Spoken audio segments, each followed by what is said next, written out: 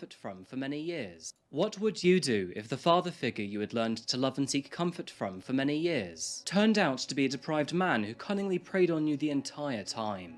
Devastation, trauma, and betrayal are feelings many of us would have to this revelation, and of course would want justice likely through judicial means. But let me ask you this, would you ever consider seeking revenge in the form of murder?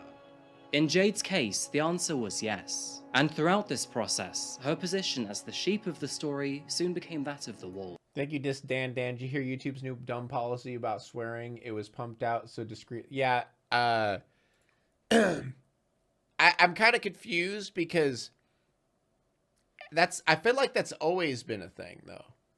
Like, it used to be the first 30 seconds if you had a cuss word, but now it's like the first 8. But I don't know. Maybe I was misinformed, but I thought that it was already a thing. But are we past the point? Penis. Ass.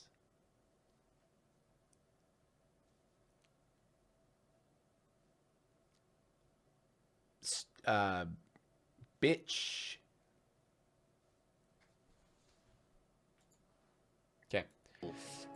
Welcome back to Coffee House Crime, folks. My name is Adrian, and boy, do I have a conflicting case for you today. Today we'll be looking at the bizarre case of Jade 480p, Jenks, who went from being a victim of a very hideous crime to the perpetrator of an even worse one. But before we begin, I just wanted to let you know— I muted you for your intro. Are you done? You ever just take a couple pretzel M&Ms? Pop them bad boy. Okay, know that I post true crime and strange cases here weekly, so if you haven't subscribed yet, please consider doing so. It really helps me out. And now, with that said, please grab yourself a coffee, buckle up, and get ready for the deep dive. This is the case of Jade Jenks.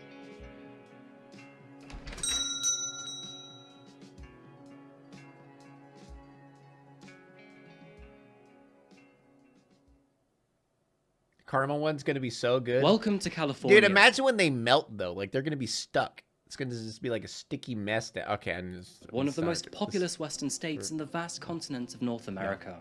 Characterized by its expansive deserts, rocky mountain peaks, and tantalizing beaches, you'd be hard done by to find somewhere without natural beauty here. California's outstanding wilderness will always remain close to my heart. But if you look past the flora and fauna to the urban life beyond, you will also come to realize that, thanks to its booming technology industry, it's one of the richest states in the country. Silicon Valley is a modern region in California home to some of the largest tech companies in the world, which includes the likes of Google, Facebook, Apple, and even Tesla. But maybe— California sucks. Yeah, I said it. What are you gonna do? California sucks. Let's just ignore the current stock market for now. Now, unfortunately, the technology economy in the state makes it one of the most expensive places to live in the US, especially areas such as Los Angeles, Beverly Hills, and our setting for today's case, San Diego. San Diego can best be described as bohemian. Known for its beaches, parks, and warm climate, it is also home to numerous art studios, galleries, and museums. A modern metropolis suited to many creative individuals, if, of course, you can afford it. Anyway, it's here in the northern area of Solana Beach that we meet the main subject of today's case, and her name is Jade Jenks. Jade was an affluent interior designer in the city, having started her own company in 2018, which was aptly named Jade Jenks Design. Her rapid success led to a staggering net worth of around $15 million. Damn! On her LinkedIn profile, Jade describes herself as your personal design concierge, where she insists that she will be with you every step of the way to achieve your desired designs and outcome. Now, Jade is a very interesting woman, but as you can probably guess, she did not create this empire out of thin air. So we're going to wind the clocks back to where it all began. Being an 80s baby, Jade was born on the 14th of October 1983 to her mother Jenny and father Steve. To add to this, Steve owned a construction company which helped the family get by. Now, sadly, Jade's parents divorced when she was only 10 years old, but despite the separation, she still saw her father regularly while living with her mother. And with Jenny Jenks now single, she was once again on the market, and in the year 1995, when Jade was just 11 years old, she met a man named Tom Merriman. Their following marriage resulted in the birth of Jade's half-brother, Cash, and although they came from different fathers, the two had a— His name's Cash?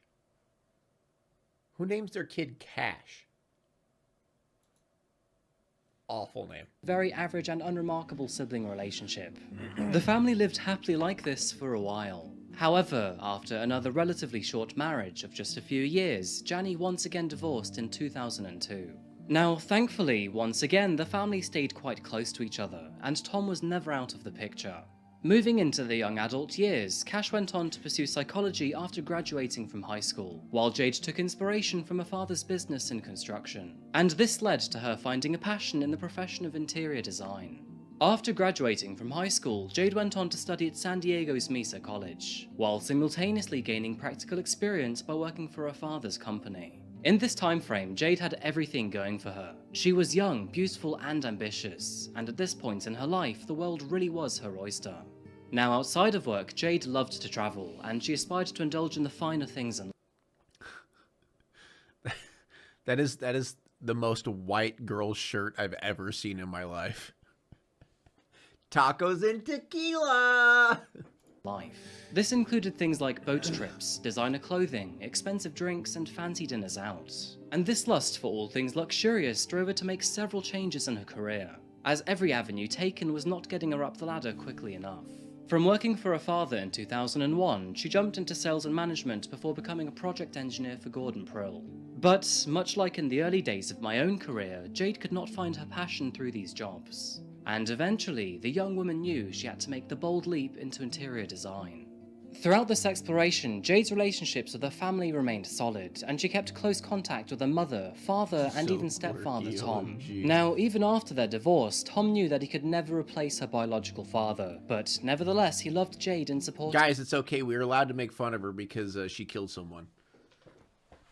Which, to be fair, is apparently a revenge killing, so... Are all the same. And over the decade of knowing each other, the role of support switched between Jade and Tom. Where he once cared for her as a child, she now cared for him as an elder. Unfortunately, the old man periodically struggled with alcoholism and an ongoing addiction to sleeping pills, both of which were issues that Jade often tried to quash. But the two cared for each other and supported each other greatly, and eventually, Jade moved into the house next door to Tom to help look after him. It's literally in the title. Guys, it's literally in the title. She murdered, in all caps, her stepfather. Guys, did I spoil it? Fuck, did I spoil the video for you guys? Throughout the following years, Jade's ambition helped her grow her professional life exponentially. She had finally struck out into the world of design with help from her father, who now managed his own tile production company. She worked her way through multiple jobs in the design industry, and after gaining several years of experience, she established her own interior design company titled Jade Janks Interiors. Meanwhile, Tom had his own success too. He opened up a non-profit butterfly farm in 2013, as the aging man wanted to bring something beautiful to the city of Solana Beach. A butterfly farm? How do you make money out of a butterfly farm? Moving forward for the next 10 or so years, their lives were harmonious and rather uneventful. And most members of the family were happily flourishing, doing something they loved. But distressingly, all of this would suddenly change. And on New Year's Day of 2021, the family would receive some shocking news that would change their lives forever.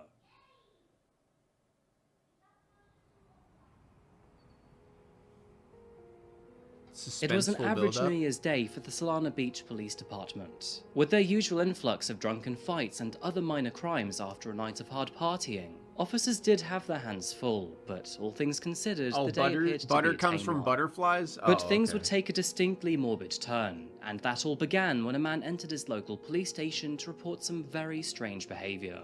The man's name was Adam Sipoliak, and he was a close friend of Jade Janks. It turns out that, at around noon on New Year's Eve, Jade had phoned Adam to request help in moving her stepfather upstairs. Now, at the time, Adam was quite busy, and he unfortunately had to decline. Yeah, he does. But to make up for the disappointment, he surprised her with a visit several hours later at around 7 PM. However, it appeared to him that he'd walked into an unwelcome situation upon arriving, as when he got there, he noticed Tom's body slumped in the car. Concerned by the information provided, officers carried out a welfare check on Tom. But after pulling up to his house, they saw that the car was now empty. One other point to note, but they realized that the driveway had been littered with rubbish, but otherwise there was nothing else out of the ordinary. After knocking on the front door, the authorities were greeted with silence, and peering into the windows yielded nothing outstanding either. The house seemed clean and tidy. But upon walking back to their vehicles, officers noted something rather unusual about the pile of rubbish on the driveway. And upon further investigation, they realized that something large was lying underneath the cardboard and debris. And that was something large with an eerily distinct shape. And that was when, right there, hidden below the trash pile, officers found the lifeless body of Tom Merriman. One of the most notable features was the blood that had pooled from and around his face, which indicated that he had been there for at least several hours.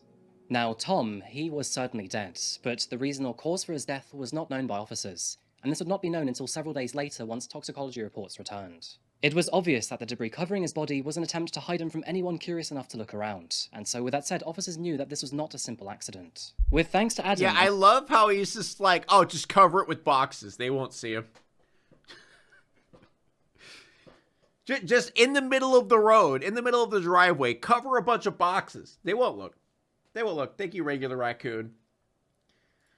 And the accusations he had laid before them, authorities had an immediate suspect in mind, and of course that was no one other than Jade Jenks. But Jade firmly denied any involvement in murdering her stepfather, as, after all, she'd even moved next door to him to look after him. So why would she want him dead? Either way, the entire situation did not place her in a favourable light, and later that morning, officers arrested her on suspicion of murder. Tom's death was enough to bring shock and despair to all of those who knew him. None of this made sense to anyone. The pair had supported each other for decades, and Jade was one of the closest to him. So why she would be considered a suspect in his murder was totally baffling. It's worth noting that just 1 week before his death, Tom was in hospital after a particularly bad fall, and those close to the family noted that Jade had been caring for him ever since. Now this included taking him to the hospital, collecting medication on his behalf, and making sure his house was still well maintained while away. However, little did anyone know that in the midst of his accident, Jade had come to a shocking discovery that chilled her to her core. One which made her feel violated, dirty, and horrifically confused. I think this applies for all of us, but whether it's hospital or holiday, no one likes to come back to a messy home. And Jade, of course, being the supposedly good person that she is, realised this. She wanted Tom to feel comfortable when he returned, so with that motivation in mind, she got to work cleaning the place. Now, while cleaning in the office and around his desk, Jade accidentally nudged the mouse to his computer, and upon doing this, his computer woke up and the screen illuminated. Well, here came her first cold surprise. Oh my god, it's the M&M Rule 34! That's why! Oh, it all makes sense. The shock from seeing the green M&M Rule 34, she had to kill him. There's no other way. Holy shit. Because on inspection, she realised that his desktop background was an image of a woman's breasts, and concerningly, they looked familiar. Jade's blood ran cold, as after several seconds, she came to realise that she was staring at a picture of her own chest. But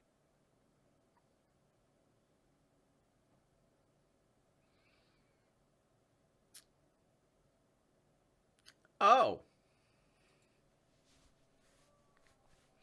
Oh no. Oh god. But none of this made sense, as she had shared it with an ex-boyfriend several years ago, and how it made its way onto Tom's computer she had no tangible idea. Upon further inspection, Jade found— What did I miss? Her stepdad had nudie pics of her on his computer. Found more than 100 photos Thank of you, her body, policy. where Tom had organised all of them into separate folders categorised by her body parts. And if that wasn't awful What?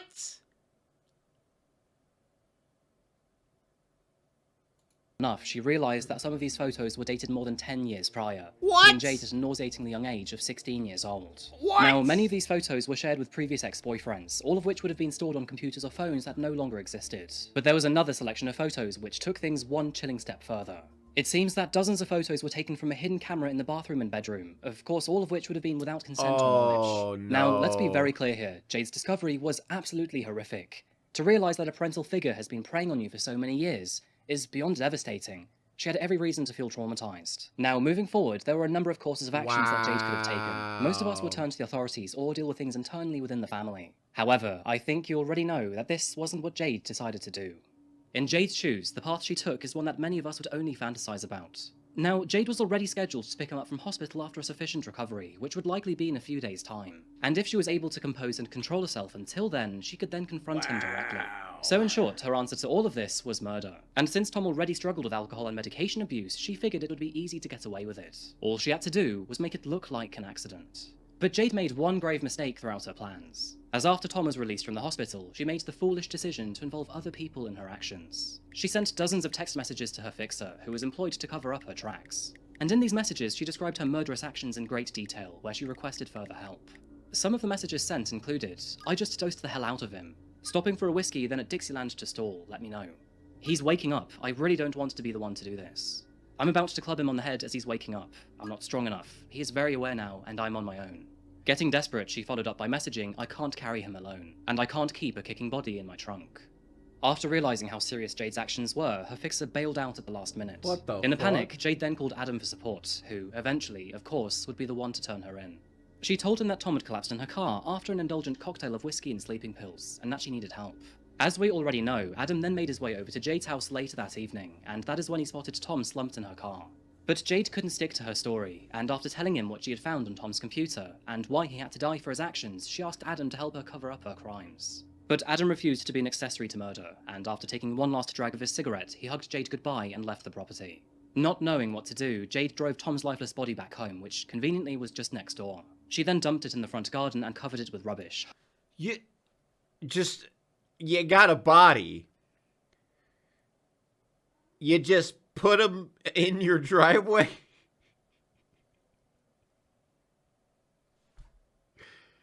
Wow.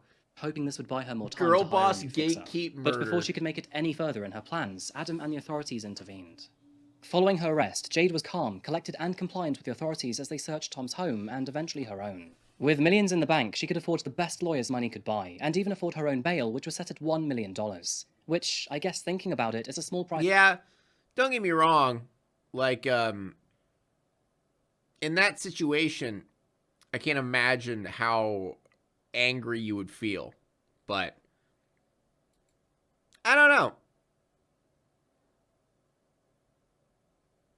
I mean, that is a big jump to just go straight to murder. But I mean, I don't know. That's a tough one. Because I mean, obviously, I wouldn't understand, you know, the situation. Like I can't relate, you know. But damn, honestly deserved. Yeah, that's what I'm saying. It's hard to feel bad for the guy. You know, I don't feel bad for him. Yeah, I don't know.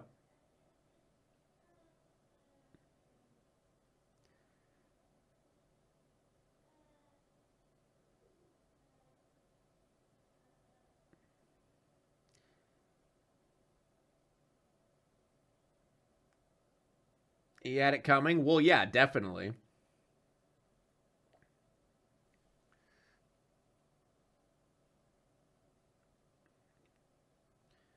Yeah, I feel like the difference, it actually would be worse for him if she left him alive, exposed everything he did, and so everyone realizes what he's done, and then he would get, you know, he'd get prisoned. He'd get, you know, whatever happens in prison stuff. And, you know, like prison people don't take kindly to pedos. So I feel like, honestly, he probably would have had a more of a, what's the word I'm looking for? More comeuppance if he went to prison instead.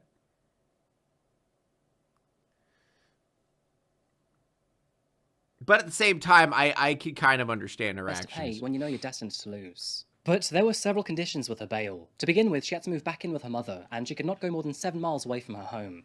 To add to this, she had to wear a GPS tracker at all times. Either way, Jade's trial officially began on December 21st, 2022, meaning she had 2 years of freedom before even facing a judge or jury. Throughout court proceedings, Jade's defense I mean, why your stepdaughter when green M&M is on Rule 34? That's all you need, really? True. That's what I'm saying. Claimed that she was innocent. They claimed that all the evidence used against her was circumstantial, and that the text messages she had sent were taken out of context and could have been interpreted in many different ways. The prosecution, on the other hand, argued that Jade drugged Tom before suffocating him with a plastic bag. Toxicology reports ultimately concluded that the cause of his death was an overdose of Zolpidem, which is better known as the powerful sleeping pill Ambien. And Jade's defense focused on this. They presented the information as evidence that Tom had died from a self-inflicted overdose and not murder. And since he was known to struggle with alcohol and medication abuse, this wouldn't seem like such an implausible explanation.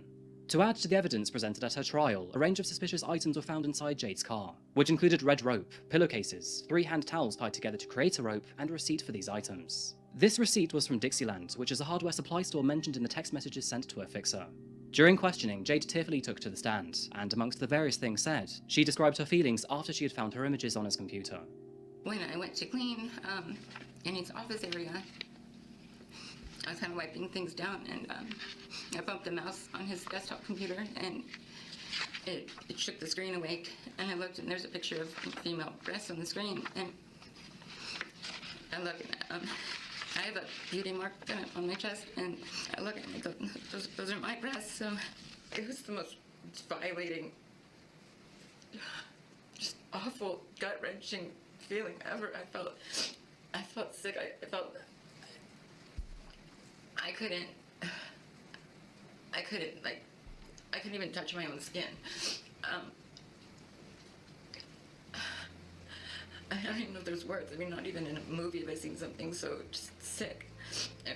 Had you ever made any sexual overtures toward your stepfather? No. Did you tell him that you had nude photos of yourself? No. And you never showed him anything similar to those, correct? No, he was my dad. You would agree with me that the phrase, "I just dosed the hell out of him," implies that you gave Tom a whole lot of drugs. It does sound like that. I sent these messages not knowing that all this was going to happen. It was going to get read. It was more just like I'm getting frustrated. I could club him on the head. It wasn't like actually club him on the head. But Jade's words would ultimately betray her, as they clearly solidified a motive for murder. Prosecutor Jorge Del Portillo replied by saying, I hate the motive lawyers. is in the Yeah, images dude, everyone hates lawyers, man. At the end of the day, they're just doing their job, but dear Lord, like sometimes, God, you gotta hate. Like, you know that they have to defend people who are murderers, they have to defend people who are pedos, etc. It sucks.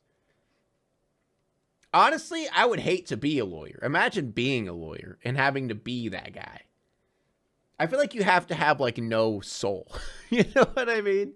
You have to have no soul. Imagine defending someone that you know for a fact did something terrible, and you have to do everything in your power to try to get them out. Imagine if you win that, too, and let someone that you know is wrong or know did something terrible, just let them go. Goddamn. she found. The means were all the items found inside her car. The opportunity was that she was the one who picked him up, and the confession is in her text message, "I just dosed the hell out of him." With the evidence found inside her car, eyewitness testimonies from Adam and her fixer, and the glaring text messages left behind, Jade's jury were able to come to a verdict after just 1 day of deliberation. Oh, wow. Superior Court of the State of California for the County of San Diego, the people of the State of California plaintiff versus Jade Sasha Jenks, defendant. Case number SCN 420772. Verdict, count 1, first-degree murder. We, the jury, in the above entitled cause, find the defendant, Jade Sasha Jenks, guilty of the crime of murder in violation of Penal Code Section 187, subsection A, a felony, as charged in count 1 of the amended information, and fix the degree thereof as murder in the first degree. Dated today's date, signed the foreperson. Bro, why does she look surprised, though? Yo, why does she look surprised, though?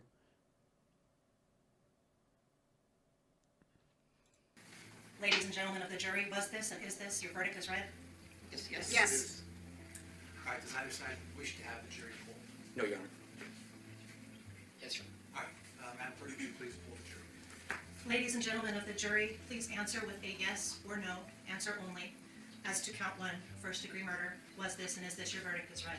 As you can probably tell, Jade seemed genuinely shocked by the verdict. I guess she was expecting her lawyers to miraculously save her, but even the creme de la creme has its limits. Now, although Jade was found guilty, we've yet to hear how long her sentence will be, which is scheduled for spring 2023. In the state of California, punishment for murder in the first degree is a minimum of 25 years, meaning Jade will remain behind bars until 2048 at the very earliest. Okay, that's... Her defense will certainly be looking for the shortest sentence possible, and will likely focus on her emotions and feelings to rationalize her actions. Now, it's obvious that Tom was not innocent throughout this ordeal. Dude, like, it sucks so much because she literally had the worst possible thing happen to her. Like, one of the worst things, like, happen. Yet, because of her actions, because she had a momentary lapse of judgment, if you will, she's the one who has to deal with prison. Not the man who, you know, defiled her for her entire life, basically. Yeah, that's what I'm saying. It's got to fall under some sort of self-defense in a way.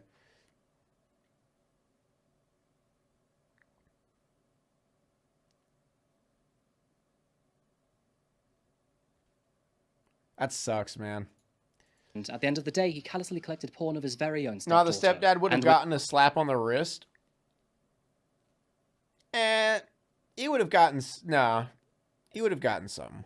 Maybe not a lot, because he is an old white guy. But he would have gotten some. some of these images dating back to when Jade was only 16 years old.